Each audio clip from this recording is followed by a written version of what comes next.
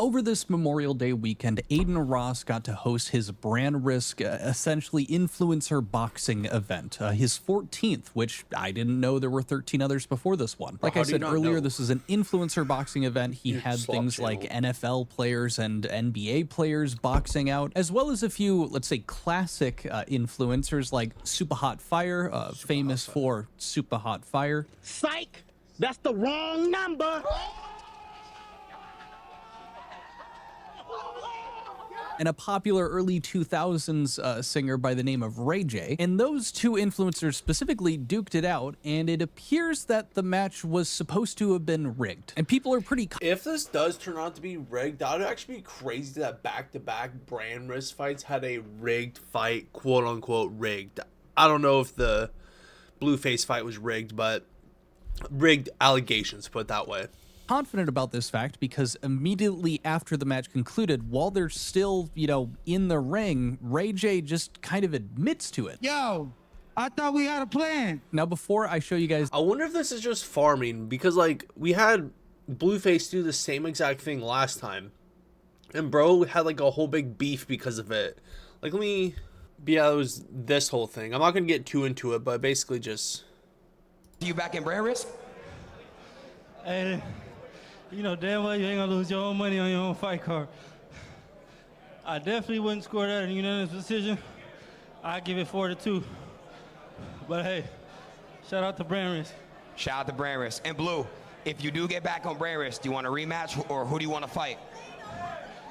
I probably won't get back on brand risk because you tampering with the bets. Never that. Never that. I don't know. Like, it seemed like Adin Ross was more bad about this one than he was about this one, if we're being honest. See, like, seems like it kind of like devastating if Adin Ross has back-to-back fighters say that something's rigged. Like, it seems weird at the end of the day, but... Is the match fixing, I also wanted to bring up one of the commentators, Sean Strickland, who was there. He's a very well-known MMA fighter.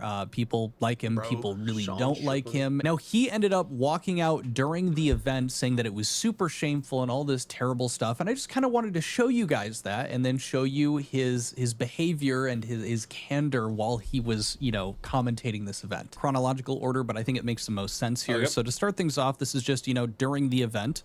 They had brought in the lookalike, or at least the lookalike of Jeffrey Epstein, showed up to the event. They also had a... That's such a weird concept. Like, I don't want to say notorious, but the most famous pedophile in human history. So you have a guy who looks like him. So let's put him on a pedestal and make him famous. Like, that's kind of weird. Like, let's have a whole background lore for this guy called Palm Beach Pete.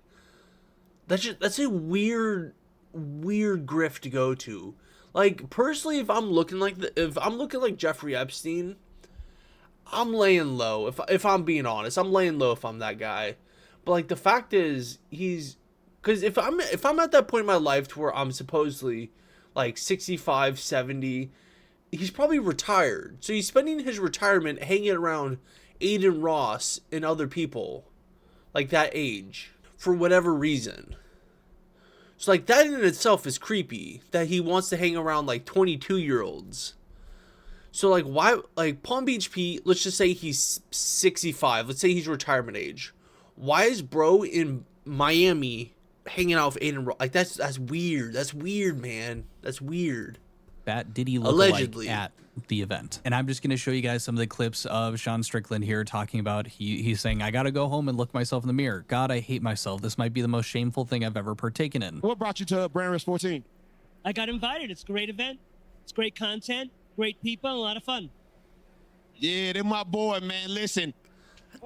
Big shout out to Adin Ross. He's the man. He even sounds like him. Bro, you can't tell me that they're not like cousins or something, but like, it's weird. Adin Ross, that's who invited you to the fight? Okay. Yeah, man, I'm just gonna keep it real. You were caught. We own your ass, and you, and let's cut the camera back to Adin. How is the island sold or? All right, Sean, What do you think about that, Sean? I was asking if you ever feel shame. I got to go home and look myself in the mirror. I really, it's hard, bro. Sean, do you want to wear it? I'm not wearing fucking jewelry, dude. Yo, Sean's a big fan of that Epstein guy. He told me. Yo, who wants Oh, it? yeah. There's only one pedophile who ain't me. Here. Yeah. But the Jew was the one that probably filmed Yeah, it. he loves. What are you talking about? God, I hate myself. Fucking- Ladies and gentlemen, The most shameful thing. Like, This is probably the most shameful thing I've ever done in my entire life. All right, now look at no neck. Ready? Sorry, America. He's got no neck. Bro, where do you nobody can find choke these himself. fuckers, dude? Now, I do have to agree with Sean to some degree. A lot of the event stuff that I have seen that has surrounded this, they even had like little people fighting at one. like, I think the idea of brand risk is a good idea for streaming, but the way Adin Ross goes about it is like not a very good.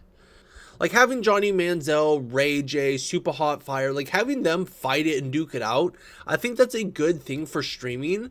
But like having like people fight for the sole purpose of them being a different person, that's kind of weird. Like having a disabled person fight for the sole purpose of them being disabled, that's actually really weird. Like I think it's good that Adin Ross has like, he's bringing events to streaming, but at the same time, I find it weird at the same time, but... point, it was just kind of bizarre and just not really I my agree. taste in entertainment. I Yeah. know there are people that do find it entertaining, and it just weird, really is though. not my cup of tea. So to some degree, I understand Sean's point there. Wow, he's maybe a bit disappointed himself because he Yeah. just doesn't think it's cool.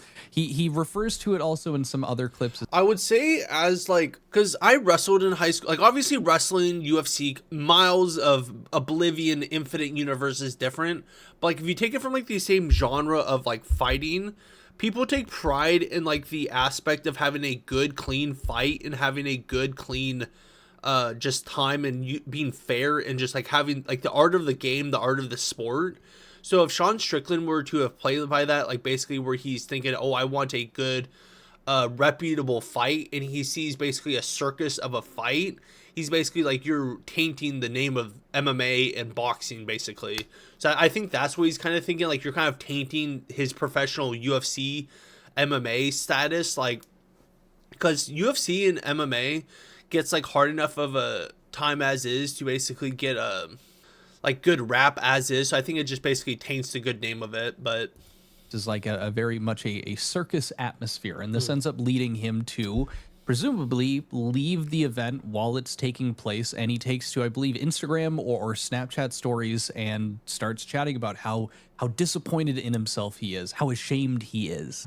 I've never been a part of anything so shameful in my life, and I hate myself, and I feel like less of a man after being here. Oh God, why did I agree to this? I gotta try to get the fuck out of there, man. Like I'm like sick to my fucking stomach. That is fucked up. This is the most fucked up thing I've ever witnessed in my fucking life. I gotta go home and look myself in the mirror after that. I've never done anything so shameful in my life being a part of this. Sorry, guys. Just try to hide with a friend. Next thing you know, his dignity is gone. So given his like I would say a lot of it has to do with like the actual, he probably takes a lot of pride in his actual sport of fighting, his sport of MMA. Like he probably takes a lot of pride in that because that's what he's famous from, that what he does is like for his job. And so like he's basically disgracing fighting by going to this. He's disgracing the very thing that made him famous. He's disgracing the very thing that is him. He's disgracing the thing that's his identity. Because like with Sean Strickland, a little background story about Sean Strickland is he had a teacher that told him he was going to jail if he keeps up his bad shenanigans in school. Like he was a very like troublesome kid. Like he had an abusive father, I believe. Like he had a troubled upbringing, and fighting and MMA was like his way out of like everything. So I definitely would say that like basically he probably felt like dissatisfied with himself because basically all this thing he's worked his whole life to basically find pride in, he basically just threw it all away in a sense, basically because he's having just a circus clown, a circus soleil or whatever it's called, of just basically of clowns in there. Like it's just basically a circus of clowns in there. And they're not actually taking pride in the sport he's good at, in the sport he dedicated his life to. is very clear, you know, disgust for this event, and he's very clearly just upset with not only the event but himself for even showing up to it. You would expect that his behavior while he was at the event was probably a bit more timid, and that was not the case. I think I'll just show you my favorite example from the evening here, where during an event or right after two people were boxing, one of them was like, hey, you know, my grandma had passed away, and this is how Sean had responded to that while commentating over their fight. My grandma passed away a couple of days ago. I did this for her, and this means the world to me. Thank God, thank everyone. And the guy with the dead grandmother, bro, what an embarrassment. Your grandmother's looking down. Bro! So sad. He's gonna finish. Oh! He's gonna finish him. Like, all these have copyrighted music in them, so I can't play them, and they're like, or they're copyrighted by UFC. Sean Strickland says a lot of worse things. That's just him. So I think that's kind of like uninformed to like think, oh, he's gonna be timid. Because Sean Strickland is never timid when it comes to anything. Like, when it comes to anything, he's going to be the most inappropriate, like, just not give a fuck person of all time. So he can probably feel ashamed and just, like, not give a fuck at the same time. What the fuck? I'm just saying, dude, if you were that kid's grandmother looking down, what are you thinking, dog? All right, let's get on with the halftime performance. Sad, dude. Adin, you did ask him to be up here, okay? Bring out the titties. Holy shit. And, like, as you can see, he has a assume beer in hand, so... This was more of a building feeling for Sean, that this didn't just start out right at the beginning of the night, because I have one more clip that I'm going to show you. There are plenty, truly. You could just search his name on X and you'll find plenty more. I just don't really want to have to go through censoring them or really kind of comment on them, because I think the point is made with just these two. No, I'm leaving. I'm sorry, America. I was invited. I like the Jew, you know. Yeah. I'm starting to understand why the Jews get a lot of hate after being here. What the fuck? Stand him up. It is a good guy. I like that. Just not really my cup of tea, but I'm very curious to hear what your guys' thoughts are. To me, it just comes off a bit disingenuous for him to be, you know, saying it's terrible in one hand. At the same time, his behavior just doesn't really seem to match this mess. I think Quintheo is kind of missing the point, because like I think the reason why he's disgusted isn't because of the circus aspect. I think it's because of disgrace to fighting. I don't think it's necessarily because it's offensive. Like, I think it's because it's offensive to fighting, not because it's offensive in like woke liberal offensive type of deal. I don't think it's because of that. I think it's because it's offensive to fighting. Message that he's trying to put out towards the end, or you know, changing tunes about how he feels about it. But that leads us into the much more controversial and potentially very illegal part of the event, which was this fight that took place between Super Hot Fire and Ray J. Now, the first thing that people thought was a bit weird was that in the first round of this fight between the two of them, Super Hot Fire never put a punch down onto Ray J, sent Ray J's way. And then in the second round, kind of out of nowhere, Mr. Fire ends up knocking out Ray J. And afterwards, you know, during the little afterwards thing where they both get a chance to talk on the mic, Ray J does not seem super happy. As a matter of fact, he seems very upset with Supa, not for, you know, just knocking him out, but for something that he doesn't seem to quite just get out with it. Let me just show you. Yo, I thought we had a plan. A big lump on his head. I don't want to say too much because I don't want to get nobody in trouble, but damn, my nigga. We took a L tonight. We didn't take shit. Your ass was over here. I gotta talk to the nigga about. Y'all talk backstage. Super. Money we lost. We didn't think you was gonna win. So how y'all lost money? Wow. Hey, I ain't gonna. That's a good method though. If I got my ass knocked out, I'd be like, nigga, you fucked up. Look at that. I can't see it, my nigga. You got one of them cartoon lumps. You know when I love you, dog. As you heard there, he's like, hey, you know, I don't want to say anything, don't want to get people in trouble, but I need to talk to him. Like, things were supposed to go different. Literally the start of that clip, I thought we had a plan. That sounds like fixing. That sounds like fixing the match and, you know, having it go a certain way and paying out on bets that you made. And then later in the clip, you heard it was a bit cut off. But if you listen very closely, he says, do you know how much fucking money we just lost? And the person that's kind of doing the chats with them, interviewing him, made fun of the giant lump on his head from when he got knocked out. He's like, no, you lost. And it seems very clear that something went on behind closed doors, that they made an agreement of some kind, and that agreement did not end up getting fulfilled. And it kind of makes sense given that Supa did not strike him during the first round. And so clearly, I would presume here that maybe he kind of realized that it looks way too fake at this point, and he probably got in there and was like, okay, I'm gonna let Ray J just punch me, and then I'm gonna go down once it gets hard. And then it just never got hard at the end of the day. Like, he probably just never got difficult for Super Hot Fire. Probably just never, like, brother, these punches aren't hard at all. He just said fuck it. Or maybe he bet on himself and didn't tell Ray J, and now he just cashed out hella. But on top of that, we also don't know, who else might have been in on this. But Adin Ross did end up making a follow-up, announcement or kind of chat about it on his live stream, addressing that he is investigating, between Ray J and Supa as to what went on. I need to figure out what the fuck went on, bro. I do. Ray J, obviously what he said after the fight, Super Hot not throwing a fucking punch. As far as Super Hot Fire not throwing a punch, I almost want to say that's not suspicious, because if he just was like, if he's just an unexperienced fighter, like, he could just be, I don't want to say timid, but like just not wanting to get in there, just not wanting to, because if he's just not throwing a punch, is that he's kind of defending himself, and he just doesn't want to eat a punch getting in there. I don't know. Like, I can see it happening, like, I don't know I don't know if this is his first fight or not, but if it's his first fight, I can see it happening. Like, obviously it is technically it is suspicious at the end of the day. Like, I could see it happening if he's just like not wanting to. If he went into that fight knowing he was going to beat Ray J, like, if he just like say he's like the opposite end of the spectrum, say he's experienced, say he actually prepared for this fight and he knew he was going to like beat Ray J, what if he just didn't want to like beat Ray J that quickly? Like, if he somehow knew Ray J wasn't that good of a fighter just for whatever reason, he could have just like, I'm just gonna let it last for a little bit, like just because like I know when I wrestled in high school, there's people who would do that. They would basically like practice on like kids. If they were really good, they basically would just practice on their opponents, like just different things, and they just wouldn't beat them right away, and then when they were tired of doing that, they would just beat them. So I don't know, like I can kind of see how Supa would basically just end it once he got bored of sitting there. I can see how people would think it's rigged, though. I personally think it's a little bit rigged, but I can see how it could not be rigged at the same time. Like, in the first round, we need to look into that. We need to investigate that. Super Hot has been nothing but a great fighter, and he's been great, and Supa looked like himself in the second round. Now, do I know why Ray J said what he said? No, I don't. And we're going to figure it out. Jordan and I are taking it very seriously. We don't like that shit. The actual fight wasn't rigged. Like, he knocked Ray J out.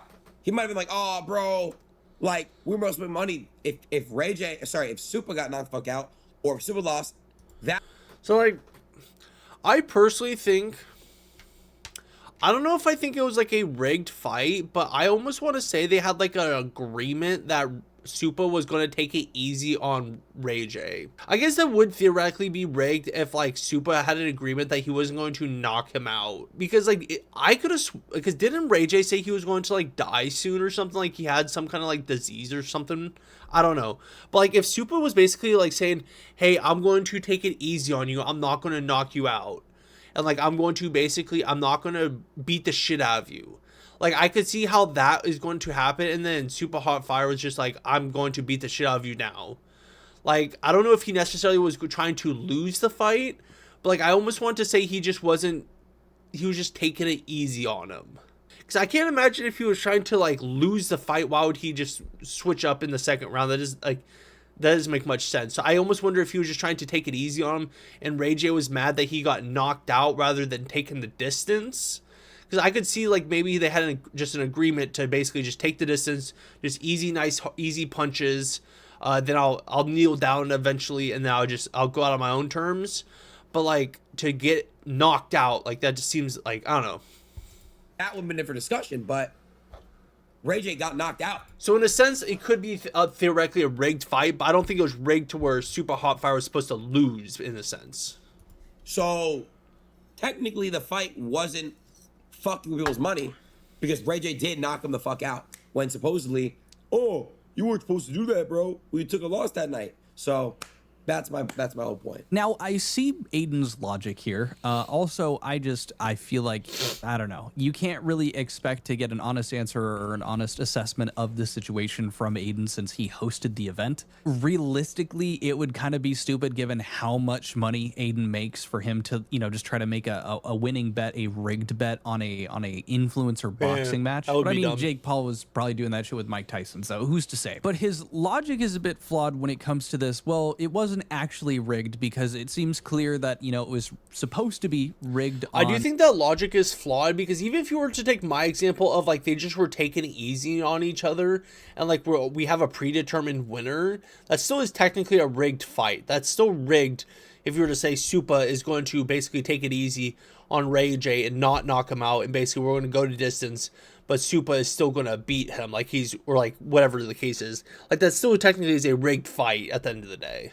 On Ray J's side of things, where Ray J was supposed to win or maybe go longer or something, as you know, clearly based on how he reacted after he lost. And so Adin's making the point, well, Supa won, so it wouldn't actually be rigged. But we don't know that. And it really is just kind of all tainted once those talks have gone down. Because at the same time, Ray J is expecting things to go a different way. And Supa, like, you know, knocked him out. So how could we know that, you know, Ray J was actually going to get knocked out when I could presume that based off of whatever agreement he thought they had prior, he was not as attentive. He wasn't as alert. He wasn't, you know, keeping his guard up in the same way that he would have had he not gone into it with the expectation that it was going to go a different way. I think either way you slice it, this is rigged. And so now you're not really going off of their you know, athletic prowess, these two influencers, and now you're going off of these mind games that they're playing because it seems like they were fucking rigging it. So I don't really agree with Adin being like, well, it seemed to be rigged one way and it went the other, so it's not. I think the entire thing is just...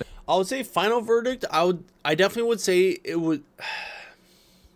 allegedly rigged in a certain sense. I think they were playing their mind games, and so I definitely would agree with Quinthio that it was rigged in a certain sense. Like, I don't think it was rigged to where Super Hotfire was going to lose. Like, I don't think he was supposed to sit there and just, like, take punches until he gets knocked out himself. I think he was supposed to have an easy fight, and then basically they go the distance, and no one gets hurt. That's why I personally think it was going to happen.